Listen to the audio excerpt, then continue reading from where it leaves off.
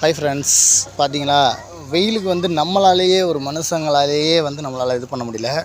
இந்த வாயில்லா ஜீவன் வந்து பாருங்கள், அது வந்து தேடி இந்த மோட்டர்லேருந்து விழுகிற தண்ணியில் வந்து அது எவ்வளோ அழகாக வந்து அந்த ஒரு வெப்பத்தை தணிக்கிறதுக்காக வந்து இருக்குது பாருங்கள். அப்படின்னா பார்த்துக்கங்க எப்படி வெயிலுடைய கோர தாண்டவம் போயிட்டுருக்கு பார்த்தீங்களா. அது வந்து கரெக்டாக அந்த தண்ணியில் வந்து உட்காந்துருச்சு. இது இங்கே அதனால் இது ஏன் நான் இந்த விஷயத்தை சொல்ல வரேன்னு பார்த்தீங்கன்னா, இப்போ நம்மளாலே வெயில் தாங்க முடியல. இந்த மாதிரி வாயில்லா ஜீவன்கள் வந்து நிறைய இருக்குது. அதுங்களுக்கு வீட்டு வாசலில் தண்ணி வைங்க, பறவைகளுக்கு தண்ணி வைங்க. இந்த மாதிரி உங்கள் வீட்டில் வந்து ஒரு சும்மா ஒரு சின்ன ஒரு இதில் வச்சா கூட அதுங்க வந்து குடிச்சிட்டு போகும். இந்த மாதிரி வாயில்லா ஜீவன்கள்னு சொல்ல முடியாது.